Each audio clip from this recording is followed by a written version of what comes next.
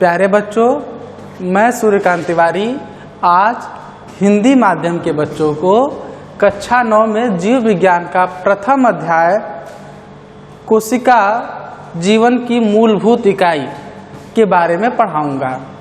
आज बच्चों मैं आपको ये बताऊंगा कि कोशिका को जीवन की मूलभूत इकाई क्यों कहा जाता है और बहुत ही रोचक बातें कोशिका के बारे में आज आप जानेंगे, जो कि बहुत ही आवश्यक है और इस अध्याय से जुड़ी हुई हैं, इस अध्याय के अंतर्गत दी गई हैं, जिनका अध्ययन आपको करना है। तो बच्चों, पहले हम लोग जानते हैं कि इस अध्याय का नाम रखा गया है कोशिका जीवन की मूलभूत इकाई, the fundamental unit of life कहा गया है। कोशिका को क्या कहा गया बच्चों? कोशिका जीवन की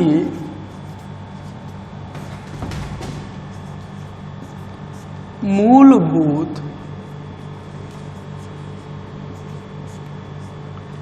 इकाई। देखो, बोर्ड में अच्छे स्कोर के लिए ना जितना जरूरी वीडियो लेक्चर है उतना ही जरूरी डीपीपी प्रैक्टिस भी है, क्योंकि डीपीपी में हम लोग 10 क्वेश्चन दिए हुए हैं। देखो, डीपीपी करने के 2 फायदे हैं। पहला फायदा कि तुमको ये पूरा क्लियर हो जाएगा कि वो लेक्चर तुमको पूरा समझ में आया है कि नहीं, और हर डीपीपी में 10 का क्वेश्चन से ना हम लोग एनसीईआरटी के एक्सरसाइज को भी कवर करेंगे। एक और बात तुमको ये ख्याल रखना, जैसे अभी सर पहला लेक्चर पढ़ा रहे हैं, तो जब तुम सेकंड लेक्चर का वीडियो देखना उससे पहले ऐप से जाके इस लेक्चर का हैंडराइटिंग नोट्स देख लो।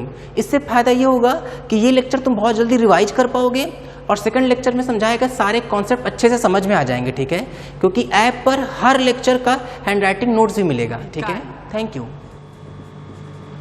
यह हमारे अध्याय का नाम है, चैप्टर का नाम है कि कोशिका जीवन की मूलभूत इकाई। तो बच्चों, पहले हम समझेंगे कि मूलभूत इकाई क्या होती है, क्यों किसी चीज को मूलभूत इकाई कहा जाता है। तो बच्चों, जैसे मान लीजिए ये कोई बिल्डिंग है, ये कोई मकान बना हुआ है, कोई बिल्डिंग है। सपोज करें कि यहाँ कोई ये बिल्डिंग है, तो यह बिल्डिंग या ये जो मकान बना है यह ऐसा तो नहीं ना है कि कहीं से इसे उठा कर लाया गया है, यह यहीं पर बनाया गया है। और जब इसे बनाया गया है तो इसमें क्या किया गया, एक ईंट को दूसरे ईंट के ऊपर व्यवस्थित करते करते करते एक निश्चित आकार दे दिया गया है, तब जाकर ये बिल्डिंग बना है। तो क्या है कि इस आकार को देने में इसकी जो एक एक ईंट है, ये ईंट है जिन्हें कि आपस में व्यवस्थित किया गया है, यह ईंट क्या है, इसकी इकाई कहलाएगी। तो इकाई का मतलब ये होता है कि वह छोटी सबस्टेंस, वो छोटा पदार्थ जिससे मिलकर कोई बड़ा पदार्थ बना हो और वह उस बड़े पदार्थ के गुणों को प्रदर्शित करता हो। जैसे गुणों को प्रदर्शित करने का मतलब है कि उसमें वह गुण उपस्थित होना चाहिए जो उस बने हुए बड़े पदार्थ में है। जैसे आप इसको ऐसे भी समझ सकते हैं, अगर मान लीजिए मोतियों से कोई माला बनी हुई है, तो मोतियों को क्या है, एक दूसरे में पिरो पिरो कर एक माला तैयार कर दी गई। तो माला क्या हुआ, उन मोतियों का बहुलक हो गया और वो एक एक मोतियां जो उस माला को बनाई हैं वो उसकी एकलक हो गई। तो एकलक जो है वो कैसा होगा, हर मोती एक जैसी है जिससे कि माला बना है, तो वह मोती हो गई उस माला की इकाई। तो इकाई वह होता है जो किसी चीज की सबसे छोटा वह भाग जो उसके मूलभूत गुणों को प्रदर्शित करता हो, उसकी इकाई कहलाती है। तो यहाँ पर लिखा गया है कोशिका जो है वो जीवन की इकाई है, मूलभूत इकाई है। जीवन का मतलब यहाँ पर यह तात्पर्य है कि अगर कोई सजीव प्राणी है, चाहे वो एक कोशिका का हो, चाहे वो बहुकोशिका का हो, चाहे वो छोटा हो चाहे बड़ा हो, चाहे जल में रहता हो चाहे थल में रहता हो, कहीं भी रहता हो, चाहे वो वृक्ष हो चाहे शैवाल हो, कुछ भी हो, अगर वो सजीव है तो निसंदेह रूप से कोशिकाओं का ही बना होगा। मतलब कोई भी सजीव प्राणी जिसमें जीवन है वह कोशिकाओं का बना होता है, इसलिए कोशिका को जीवन की मूलभूत इकाई कहते हैं। और यही नहीं, कोशिकाओं को सजीवों के संरचनात्मक और क्रियात्मक इकाई कहते हैं। मतलब जीवन की इकाई कहने के साथ साथ संरचनात्मक और क्रियात्मक इकाई, इसका भी तात्पर्य लगभग उसी जैसा है कि कोशिका जो होती है, संरचना माने निर्माण, उससे बना होता है कोई भी जीव कोशिकाओं से ही बना होता है। और उसके साथ साथ कह रहा है कार्यात्मक, हमारे जीवन को चलाने के लिए जो जैविक क्रियाएं हैं, श्वसन, उत्सर्जन, ये सब जो जैविक क्रियाएं हैं, वह जैविक क्रियाएं कोशिकाओं के अंदर होती रहती हैं। तो इसका तात्पर्य यह है कि कोशिका से केवल शरीर बना ही नहीं है, बल्कि कोशिकाएं ही हमारे जीवन की निरंतरता को बनाए रखने के लिए जिन मूलभूत क्रियाओं की जरूरत होती है उसको संपादित भी करती हैं। यही कारण है बच्चों कि कोशिका को जीवन की मूलभूत इकाई माना जाता है। तो बच्चों, हम लोग कोशिका के खोज से संबंधित, उसके डिस्कवरी से संबंधित आज कुछ बातों का अध्ययन करेंगे कि कोशिका की डिस्कवरी कैसे हुई और किसने किया, इस पर आज हम लोग चर्चा करेंगे। तो प्यारे बच्चों, जो कोशिका है इसको सबसे पहले रॉबर्ट हुक नाम के साइंटिस्ट ने, क्या नाम था बच्चों? रॉबर्ट हुक नाम इनका था। Robert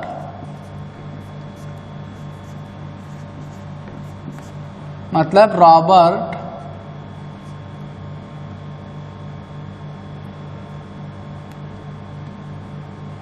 Robert Hooke.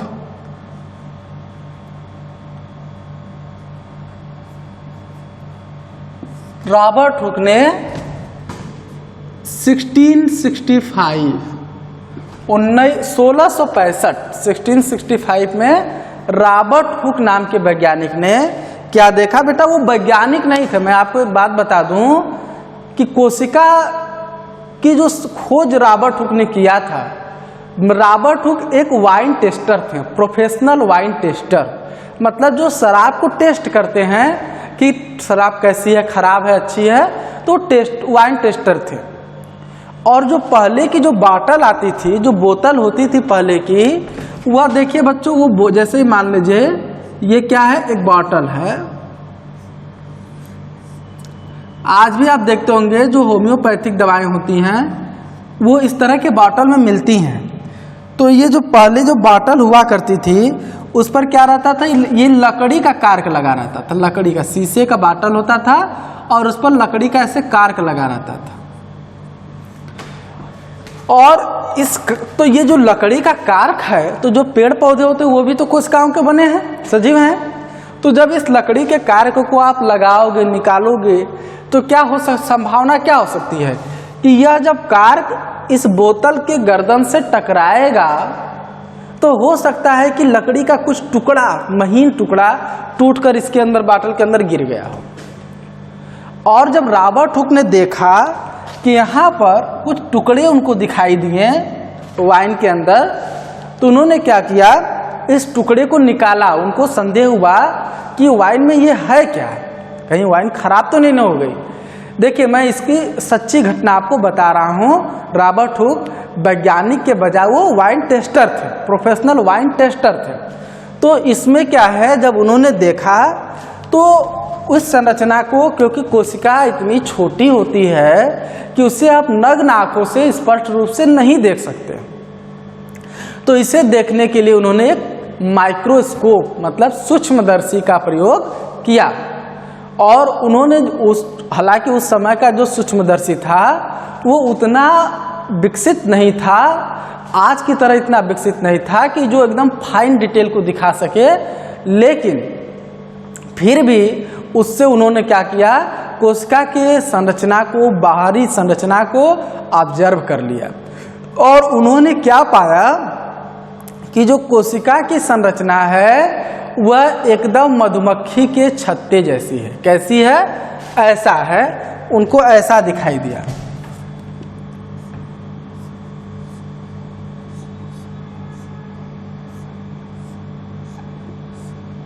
देखो बच्चों, उनको रॉबर्ट हुक को जो दिखाई दिया वह इस तरह का सेल दिखाई दिया था, जैसे हेक्सागोनल होता है बेंजीन रिंग लाइक, उस तरह से स्ट्रक्चर उनको क्या हुआ, दिखा।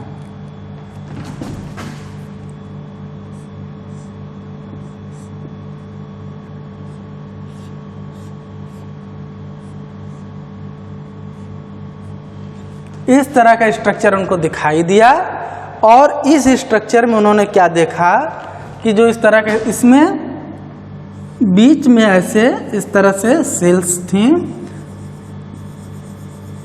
जो हैं कुछ भरा हुआ टाइप लग रहा था उनको, जो सूख चुका था पूरी तरह। तो इस तरह से मधुमक्खी के छत्ते लाइक स्ट्रक्चर उनको यहाँ पर दिख रहा था।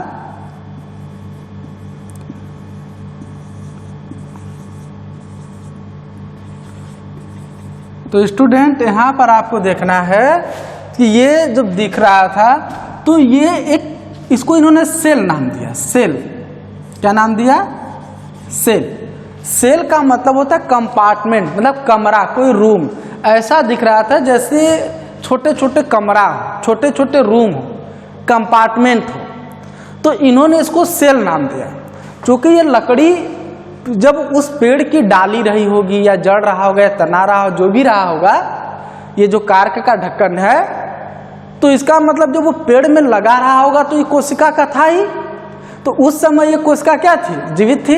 जैसे बच्चों जिस टेबल पर आप बैठे हैं वो भी लकड़ी का बना है, तो यह लकड़ी किसी न किसी पेड़ की डाली तना यहीं से आई होगी। कोई पेड़ कटा होगा उसकी डाली से बना होगा या तना से बना होगा किसी चीज से। तो जब वो पेड़ में लगा था तभी लकड़ी में जो कोशिका है वो जीवित है, जीवित थी, लेकिन वर्तमान में ये मृत हो चुकी है।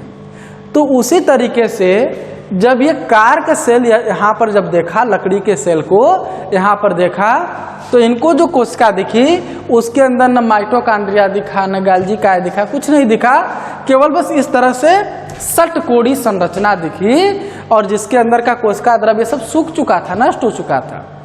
तो ये क्या थी, इसको उन्होंने इस तरह से सेल की खोज की। किसने, रॉबर्ट हुक ने सेल की खोज की। और यह सेल लिविंग सेल नहीं थी, बल्कि क्या थी, डेड सेल थी। क्या थी बच्चों, डेड सेल थी। ये मृत कोशिका थी, ये कोई लिविंग सेल ना होकर एक डेड सेल थी। अब बच्चों क्या हुआ, तब सवाल ये उठता है कि जीवित कोशिका की खोज किसने किया था। इस पर भी हम थोड़ा बात जान ले। तो जीवित जो कोशिका है इसकी खोज किया था एंटोनी वान लीवेनहॉक ने। किसने किया था, एंटोनी वान लीवेनहॉक ने जीवित कोशिका की खोज किया था। एंटोनी वान लीवेनहॉक। एंटोनी वान लीवेनहॉक जो साइंटिस्ट हैं, इन्होंने क्या किया, सबसे पहले जो दांत होता है, दांत पर ऐसे खुरचा, और खुरचना, अगर कोई ब्रश मंजन अच्छे से ना करे तो दांत पर कुछ लगी रहती है, बैक्टीरिया सब ग्रो कर जाते हैं, वहाँ बैक्टीरिया पनपने लगते हैं, जीवाणु। तो जब खुरचा तो उस खुरचे हुए पदार्थ को स्लाइड पर लेकर, स्लाइड बच्चों आप जानते होंगे, छोटा सा ऐसे होता है शीशा का पतला सा, जिस पर रखकर कोई चीज आपको माइक्रोस्कोप में देखना होता है, माइक्रोस्कोप में देखा जाता है। तो जब स्लाइड पर लेकर इसे माइक्रोस्कोप या सूक्ष्मदर्शी में जब देखा तो उनको क्या हुआ, इस तरह की संरचना दिखी। इस तरह से संरचना दिखी कि यहाँ पर जैसे छोटा छोटा कुछ ऐसा था जो मूव कर रहा था, जो चल रहा था। ऐसे ढेर सारी संरचना उनको दिखी, बहुत सारी, इस तरह से ढेर सारी संरचना उनको दिखी।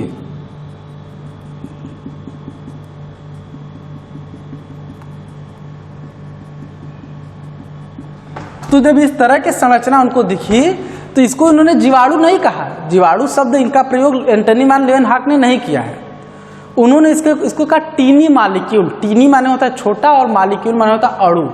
तो इन्होंने इसे सूक्ष्म अणु कहा। क्या कहा, इसे सूक्ष्म अणु, सूक्ष्म अणु या टीनी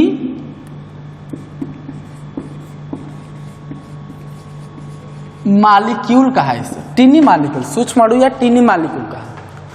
और यह जो टीनी मालिक्यूल है या यह जो सूक्ष्म अणु है, यहाँ पर ध्यान देने वाली बात है बच्चों कि यह सूक्ष्म अणु को बाद में पास्चर ने, लुईस पास्चर नाम के वैज्ञानिक ने इसे बैक्टीरिया या जीवाणु नाम दिया। क्या दिया? जीवाणु, मतलब जीवाणु नाम दिया था लुईस पास्चर ने। तो देखो बच्चों, इस तरह से पहली बार किसी जीवित कोशिका की खोज हो चुकी थी जो कि जीवाणु थी, और इसे खोजा था एंटोनी वान लीवेनहॉक ने। प्यारे बच्चों, मैं आपको यहाँ पर एक बात और बता देना चाहता हूँ कि कोशिकाओं का जो संरचना है, कोशिकाओं की जो आकार की है, कोशिकाओं में जो विभिन्न तरह के कोशिकांग पाए जाते हैं, इन सब के विविधता के कारण, इनके अलग अलग गुण, इनकी अलग अलग बनावट, इनकी अलग अलग संरचना के कारण कोशिकाओं का जो अध्ययन है वो बहुत ही बृहद हो चुका है, और इसके लिए विज्ञान की एक अलग शाखा निर्धारित की गई है जिसमें हम कोशिकाओं का अध्ययन करते हैं। उसे कोशिका विज्ञान कहते हैं, सेल बायोलॉजी या साइटोलॉजी के नाम से भी जाना जाता है। क्या कहा जाता है? कोशिका विज्ञान, कोशिका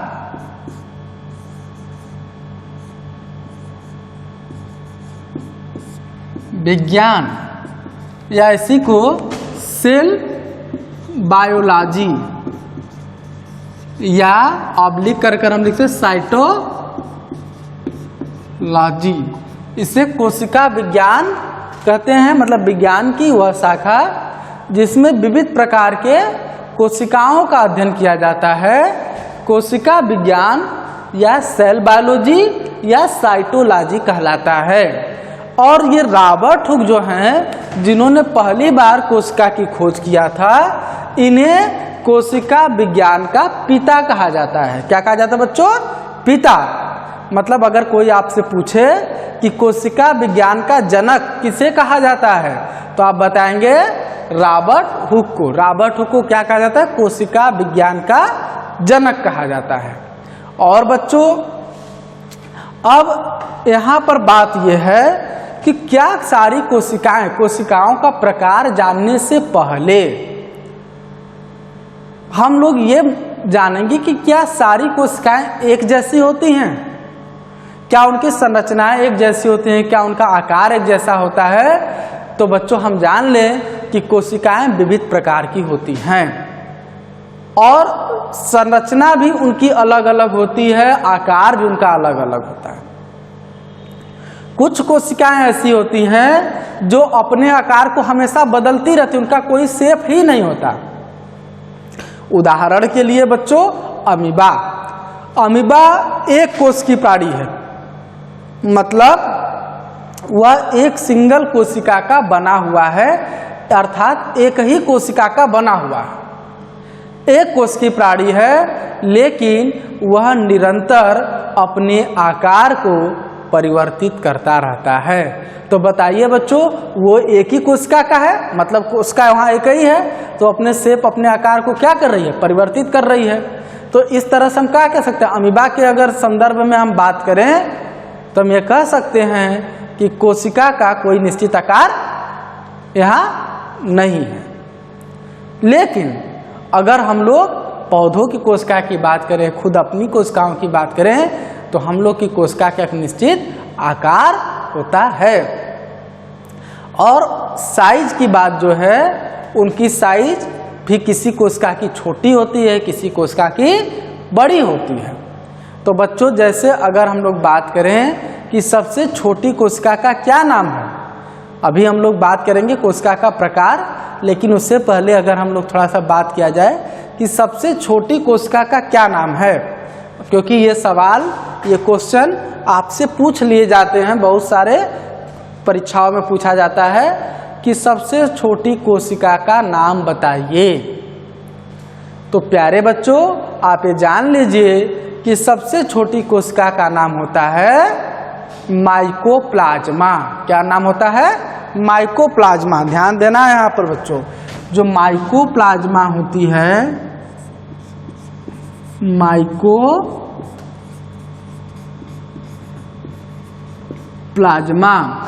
माइकोप्लाज्मा जो होती है उसी को हम कहते हैं सबसे छोटी कोशिका होती है। ये सबसे छोटी कोशिका कहा जाता है। इसी माइकोप्लाज्मा को पीपीएलओ भी कहा जाता है। पीपीएलओ इसका पूरा नाम पूछता है बच्चों, तो इसका पूरा नाम होता है प्लीरोनिमोनिया लाइक ऑर्गेनिज्म। क्या नाम होता है इसका पूरा नाम? देखिए, नाम अंग्रेजी और हिंदी दोनों में लिख देते हैं बच्चों। इसका नाम होता है प्लीरोनिमोनिया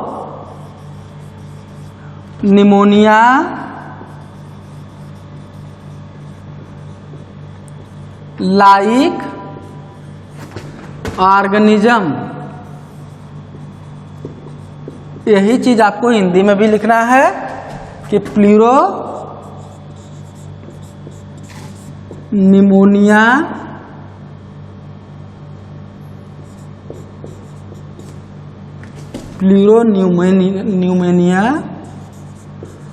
pneumonia like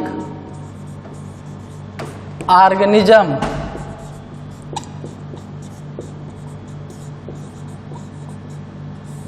pleuropneumonia like organism. तो बच्चों, जैसे छोटी सबसे छोटी कोशिका, यह कोशिका जो होती सबसे छोटी कोशिका मानी जाती है। और अगर सबसे बड़ी कोशिका की बात की जाए कि सबसे बड़ी कोशिका क्या होती है, तो ये होता है शुतुरमुर्ग का अंडा। जो ऑस्ट्रिच एग होती है, यह सबसे बड़ी कोशिका कही जाती है या मानी जाती है। सबसे बड़ी कोशिका शुतुरमुर्ग के अंडा को माना जाता है। तो बच्चों, अब यहाँ पर हम लोग देखेंगे कि कोशिका सिद्धांत के बारे में, तब उसके बाद कोशिका का प्रकार देखेंगे। तो देखो बच्चों, कोशिका सिद्धांत को थिएडर स्वान नामक वैज्ञानिक ने प्रस्तुत किया था। स्वान ने सबसे पहले सेल थ्योरी दिया था, जिसे हम कोशिका सिद्धांत कहते हैं। स्लाइडेन और स्वान नाम के दो वैज्ञानिक थे। तो उन्होंने क्या किया, कोशिका से संबंधित सिद्धांत दिया, और बाद में रुडॉल्फ विर्चाउ नामक वैज्ञानिक ने इसमें कुछ थोड़ा और अपने मतों को भी जोड़ा, और एक संपूर्ण कोशिका सिद्धांत का प्रतिपादन 1939 में हुआ था। तो उस सिद्धांत के अनुसार देखिए क्या उन्होंने कहा। इसको हम मिटा दे रहे हैं बच्चों।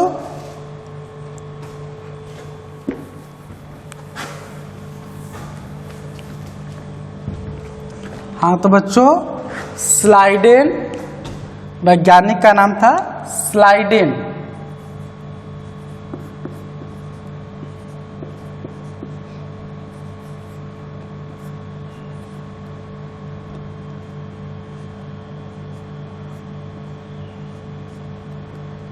स्लाइडेन एवं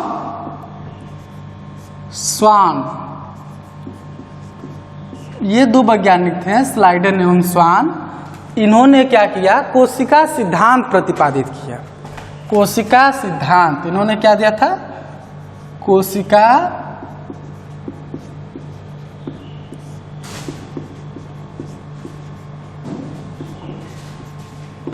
कोशिका सिद्धांत का प्रतिपादन किया। और इस सिद्धांत के अनुसार इन्होंने यह बताया, कोशिका सिद्धांत में इन्होंने क्या किया, यह बताया कि जो कोशिकाएं होती हैं, वह कोशिकाएं किसी भी जीवित प्राणी की संरचनात्मक और क्रियात्मक इकाई होती है। कोशिका किसी भी प्राणी के संरचनात्मक और क्रियात्मक इकाई होती। इन्होंने अपने प्रयोगों और अनुसंधानों के आधार पर यह बात बताया कि कोशिका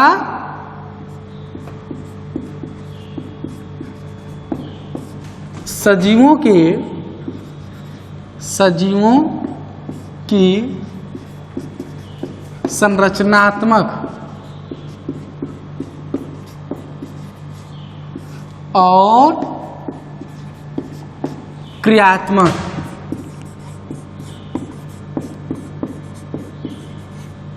इकाई होती है।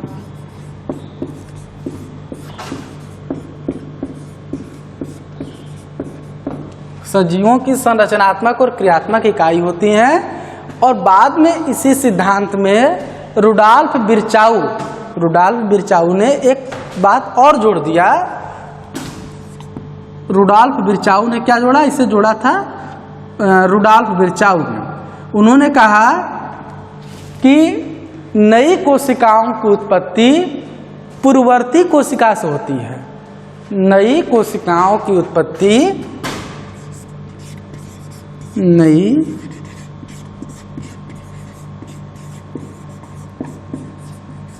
कोशिकाओं की उत्पत्ति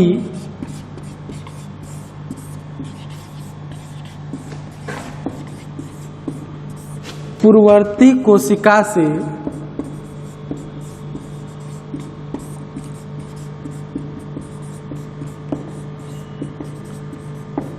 नई कोशिकाओं की उत्पत्ति पूर्ववर्ती कोशिका से होती है। इसे सबसे पहले कहा था रुडॉल्फ विर्चाऊ।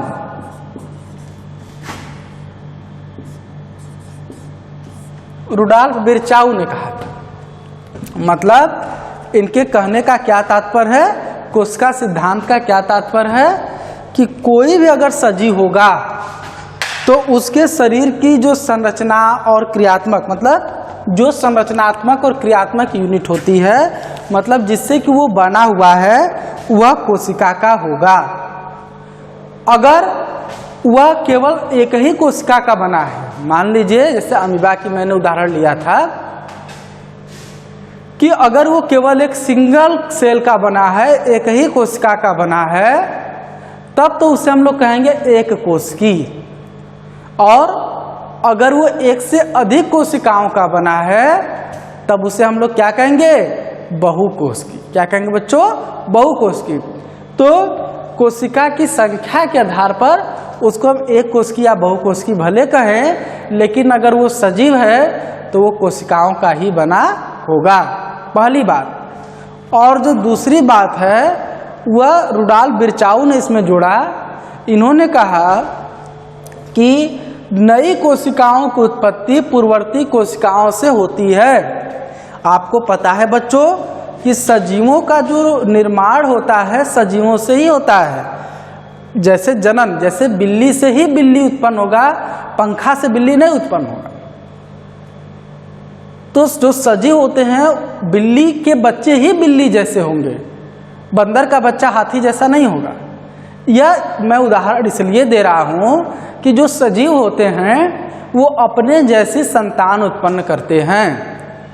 तो बच्चों उसी तरह जो कोशिका होती है वह नष्ट होने से पूर्व, समाप्त होने से पूर्व अपनी जैसी कोशिकाओं को उत्पन्न करती है। जैसे हम लोग पढ़ते हैं कि लाल रुधिराणुओं का जीवन काल 120 दिन है, श्वेत रुधिराणुओं का 14 दिन है। तो ये 120 या 14 दिन जो उनका जीवन काल है, इस जीवन काल के बाद भी तो हमारे शरीर में लाल रुधिराणु रहते हैं, श्वेत रुधिराणु रहते हैं। तो ये कहाँ से आते हैं, क्या आपने इस पर विचार किया है?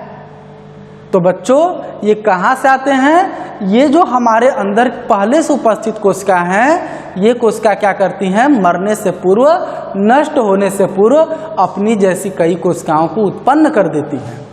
तो जो मर रही है, जो नष्ट हो रही है, उससे पहले वो उत्पन्न कर दे रही है, तो हमारे शरीर में इनकी निरंतरता बनी रहती है। तो इसी बात को रुडॉल्फ विर्चाऊ ने यहाँ पर क्या किया, जोड़ा और यह बताया कि जो नई कोशिकाएं होती हैं उनकी उत्पत्ति पूर्ववर्ती कोशिकाओं। तो बच्चों इसका तात्पर्य क्या है कि जो नई कोशिकाएं होती हैं उनकी उत्पत्ति पूर्ववर्ती कोशिकाओं से होती है। अर्थात जो नई कोशिका बन रही है वो पहले से जो उपस्थित कोई कोशिका है उसी से उत्पन्न होना संभव होती है। और इनका स्वतः उत्पत्ति नहीं हो सकता, अपने से नहीं हो सकता, बल्कि अगर कोई कोशिका होगी तभी वो किसी नई कोशिका को जन्म देगी। तो प्यारे बच्चों, अब हम लोग देखेंगे कोशिकाओं के प्रकार कि कोशिकाओं का प्रकार कैसा होता है, कितने प्रकार की कोशिकाएं होती हैं। थोड़ा इस बात पर भी हम लोग चर्चा करेंगे।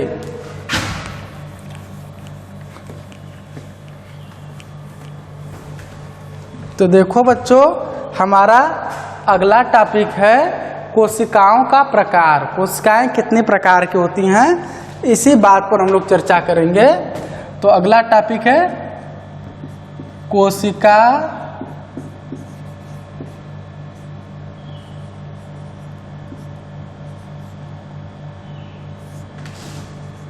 के प्रकार। तो बच्चों, कोशिका का प्रकार अगर हम लोग देखें तो कोशिकाएं मुख्य रूप से दो प्रकार की होती हैं। कितने प्रकार की होती हैं? दो प्रकार की होती हैं। देखिए कौन कौन सी होती हैं बच्चों। तो इनको कहा जाता है, जो दो प्रकार है कोशिकाओं का, एक को कहा जाता है प्रोकैरियोटिक। क्या कहा जाता है? प्रोकैरियोटिक।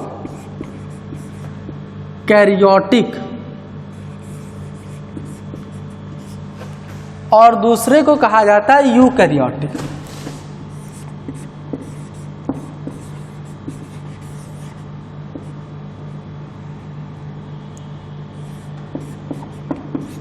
यूकैरियोटिक मतलब हिंदी में इनको कहते हैं पूर्व केंद्रकी। पूर्व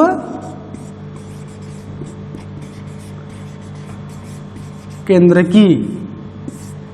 और यूकैरियोटिक को कहा जाता है सुकेंद्रकी।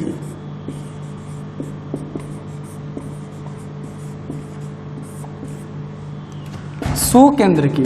देखो बच्चों, यहाँ पर हिंदी और अंग्रेजी लिखने का मेरा एक उद्देश्य ये भी है कि कभी कभी प्रश्न पूछ दिए जाते हैं कि यूकैरियोटिक और प्रोकैरियोटिक कोशिका में अंतर बताइए। तो अगर आप खाली हिंदी में ये जानते रहेंगे कि पूर्व केंद्र की और सुकेंद्र की, तो आपको सवाल आता है, लेकिन आप ये नहीं जानते हैं कि पूर्व केंद्र की को ही प्रोकैरियोटिक कहा जाता है या सुकेंद्र की को ही यूकैरियोटिक कहा जाता है, तो शायद आप जवाब अच्छे से नहीं दे पाएंगे और आपको कन्फ्यूजन हो जाएगा कि ये तो हमने पढ़ा ही नहीं। लेकिन बच्चों, इसीलिए दोनों चीज़ों को जान लीजिए कि प्रोकैरियोटिक को ही पूर्व केंद्र की कहते हैं और यूकैरियोटिक को ही सुकेंद्र की कहा जाता है। तो बच्चों, यहाँ पर आपको ये देखना है कि इनको प्रोकैरियोटिक कहने का उद्देश्य क्या है, क्यों इन्हें प्रोकैरियोटिक कहा जाता है। तो देखिए, अगर हम इसका शाब्दिक अर्थ निकालें तो दो शब्दों से मिलकर बना है ये, प्रो प्लस कैरियन। दो, ये ग्रीक वर्ड है प्रोकैरियोटिक। वो प्रोकैरियोटिक जो शब्द है वो ग्रीक वर्ड है और दो शब्दों से मिलकर बना है प्रो। प्रो का अर्थ होता है अंग्रेजी में प्राइमरी, और हिंदी में प्राइमरी का मतलब होता है प्राथमिक।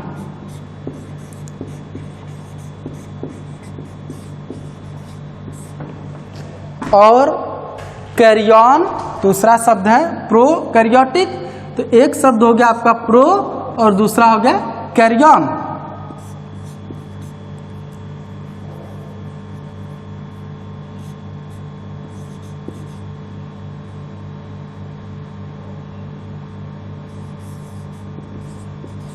कैरियन, और कैरियन को अंग्रेजी में कहते हैं न्यूक्लियस,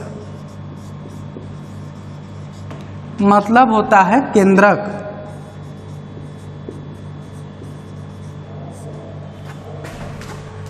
उसी तरह से अगर इनका भी हम देखें यूकैरियोटिक का, तो क्या होगा, ये भी ग्रीक वर्ड ही है और ग्रीक वर्ड है यूकैरियोटिक। यू का मतलब होता है ट्रू,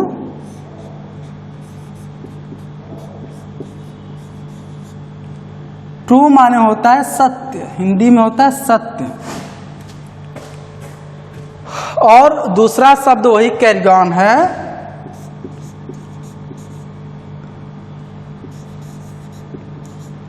जिसका मतलब होता है न्यूक्लियस, और न्यूक्लियस का शाब्दिक अर्थ होता है केंद्रक। तो प्यारे बच्चों, अब देखिए इनके शाब्दिक अर्थों से क्या अर्थ निकल रहा है। यहाँ प्रो माने प्राइमरी, प्राइमरी माने प्राथमिक, और कैरियन माने न्यूक्लियस, न्यूक्लियस माने केंद्रक। अगर इन दोनों को जोड़ दिया जाए तो क्या बनेगा? प्राथमिक केंद्रक। मतलब ऐसी कोशिका जिसमें केंद्रक क्या हो? प्राथमिक हो। प्राथमिक का मतलब होता है बच्चों ये पूरी तरह से विकसित ना हो, बल्कि अभी एकदम शुरुआती अवस्था में हो। जैसे आप लोग देखते हैं, कहते हैं प्राइमरी स्कूल है या प्राथमिक पाठशाला कहा जाता है। तो प्राथमिक पाठशाला में कौन से बच्चे पढ़ने जाते हैं? एमए बीए तो करने नहीं जाते हैं, वो क्या करने जाते हैं? नर्सरी में जाते हैं, एलकेजी में जाते हैं, यूकेजी, मतलब छोटे अभी पढ़ना वो शुरू किए हैं, पढ़ लिए नहीं, अभी क्या है? पढ़ना शुरू किए हैं। तो उनको कहाँ भेजा जाता है? प्राथमिक पाठशाला में। मतलब ऐसा विद्यालय जहाँ पढ़ाई की शुरुआत कराई जाती है उसको हम प्राथमिक पाठशाला कहते हैं। उसी तरह ऐसा केंद्रक ऐसा जीव जिसमें भी केंद्रक बना नहीं है, अभी केंद्रक अपनी शुरुआती अवस्था में है, उसको कहा जाता है प्राथमिक केंद्रक। और दूसरी तरफ आप देख रहे हैं यूकैरियोटिक में यू का मतलब होता है ट्रू, ट्रू माने सत्य, और यहाँ पर देख रहे हैं कैरियन माने न्यूक्लियस या केंद्रक। तो यहाँ पर जो आप देख रहे हैं कि जो केंद्रक है वो सत्य मतलब पूरी तरह से स्पष्ट है। तो प्यारे बच्चों, प्रोकैरियोट में उन्हें रखा जाता है, उन जीवधारियों को रखा जाता है जिनकी कोशिकाओं में केंद्रक या तो अनुपस्थित होता है और या अगर बना होता है तो पूर्ण विकसित नहीं होता है, अपूर्ण विकसित होता है। तो ऐसे सजीवों के कोशिकाओं को, ऐसे कोशिकाओं को जिसमें केंद्रक या तो अनुपस्थित हो या तो अपूर्ण विकसित हो, क्या कहा जाएगा? पूर्व केंद्रकी या प्रोकैरियोटिक। मतलब इसके अंतर्गत उन कोशिकाओं को सम्मिलित किया जाता है जिसमें केंद्रक पूर्ण विकसित नहीं होता। सिंपल सी बात है, एकदम सरल बात है। और इसके अंतर्गत उन प्राणियों को रखा जाता है जिसमें केंद्रक पूर्ण विकसित पाया जाता है।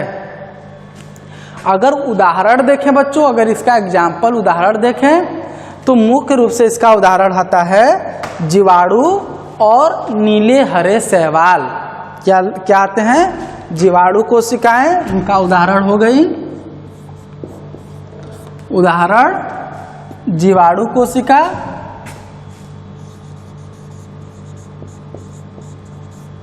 जीवाणु और नीले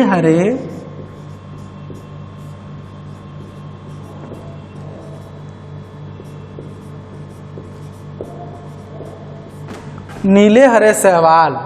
और इनका अगर हम देखें तो सभी जंतु और पादप प्राय यूकैरियोटिक में आते हैं। तो उदाहरण इनका बहुत ज़्यादा है, तो हम इसलिए एक का नाम न लिखकर जंतु और पादप, जंतु और पादप ये हम लिख दे रहे हैं। तो प्यारे बच्चों, हम आज की क्लास में आज हम लोगों ने क्या जाना, थोड़ा सा इस पर एक बार विचार कर लें, फिर अगली क्लास में हम लोग क्या जानेंगे इस पर भी हम लोग थोड़ा चर्चा कर लें कि अगले लेक्चर में हम लोग क्या पढ़ेंगे। तो प्यारे बच्चों, आज हम लोगों ने सबसे पहले इस अध्याय के अर्थ को समझा कि यह अध्याय का जो नाम है कोशिका जीवन की मूलभूत इकाई। तो हम मूलभूत इकाई किसे कहते हैं, मूलभूत इकाई क्या होती है, इस बात को हम लोगों ने जाना समझा। फिर उसके बाद हम लोगों ने देखा कि कोशिका की खोज कैसे हुई, क्या कहानी है कोशिका की खोज के पीछे, रॉबर्ट हुक ने कैसे उसको खोजा, इस पर भी चर्चा किया। फिर हम लोगों ने यह भी जाना कि जीवित कोशिका की खोज सबसे पहले किसने किया, कोशिका विज्ञान को क्या होता है, और कोशिका विज्ञान का जनक किसे कहा जाता है, इस पर भी हम लोगों ने चर्चा किया। चर्चा के ही दौरान हम लोगों ने यह भी देखा कि कोशिकाएं विविध आकार, लंबाई और संरचना की होती हैं, और कोशिका के सिद्धांत को भी हम लोगों ने देखा कि स्लाइडन और स्वान नामक वैज्ञानिक ने जो कोशिका सिद्धांत प्रतिपादित किया था वह क्या है। और बाद में हम लोगों ने कोशिका का प्रकार भी देखा, ये भी देखा कि किस कोशिका को सबसे छोटी कोशिका माना जाता है, किसे सबसे बड़ी कोशिका माना जाता है। और आखिरी में जो कोशिका का हम लोग प्रकार देखे थे तो उसमें हम लोगों ने देखा कि पूर्व केंद्र की क्या है और सुकेंद्र की क्या है, और केंद्रक के आधार पर इनका नामकरण किया गया है, ये बात भी हमने आज जाना। लेकिन प्यारे बच्चों, मैं आपको यहाँ स्पष्ट कर देना चाहता हूँ कि सुकेंद्र की और पूर्व केंद्र की में केवल केंद्रक का ही अंतर नहीं होता है, अन्य बहुत सारे अंतर होते हैं। तो जब हम अगला लेक्चर शुरू करेंगे तो यहीं से शुरू करेंगे कि पूर्व केंद्र की और सुकेंद्र की में क्या अंतर होता है। फिर उसके बाद इन कोशिकाओं की संरचना को भी देखेंगे, और जैसे यहाँ पर उदाहरण हमने लिखा है जंतु और पादप, तो हम ये जानेंगे कि जंतु और पादप की कोशिकाएं क्या एक ही जैसी होती हैं या उसमें भी कुछ अंतर होता है, इस बात को भी हम लोग जानेंगे। प्यारे बच्चों, आपसे विनम्र निवेदन है कि आप हमारे चैनल माई स्कूल ऐप को प्ले स्टोर से डाउनलोड करें और हमारे इस लेक्चर को लाइक और सब्सक्राइब जरूर करें। क्योंकि बच्चों, जब आप लाइक और सब्सक्राइब करते हैं तो जैसे ही कोई नया वीडियो आपके लेक्चर से संबंधित अपलोड होगा उसका नोटिफिकेशन आपको मिल जाएगा। और बच्चों, जो हम लोग पढ़ाते हैं उस लेक्चर पर आधारित 10 प्रश्नों की एक डीपीपी आपको दी जाती है, और अगर उस डीपीपी मतलब डेली प्रॉब्लम जो पेपर होता है उस पर हम लोग 10 क्वेश्चन देते हैं जो इसी एक दिन के लेक्चर पर आधारित होती है। और अगर उस डीपीपी को देखते हैं, उस लेक्चर को देखकर उस डीपीपी को आप सॉल्व करते हैं, उसे करने का प्रयास करते हैं, तो आपको उससे निसंदेह बहुत ही लाभ होगा। और आप ये पाएंगे कि जैसे आपका एनसीईआरटी का सिलेबस समाप्त होगा, आप अगर सारे डीपीपी को सॉल्व किए हैं, सारे लेक्चर को देखे हैं, तो मैं आपसे ये वादा करता हूँ कि एनसीईआरटी का कोई भी छोटा से छोटा और बड़ा से बड़ा ऐसा सवाल, ऐसा क्वेश्चन नहीं है जिसका जवाब आपकी जुबान पर न हो। तो कृपया बच्चों, डीपीपी को जरूर सॉल्व करें, लेक्चर को जरूर देखें। थैंक यू बच्चों, थैंक यू।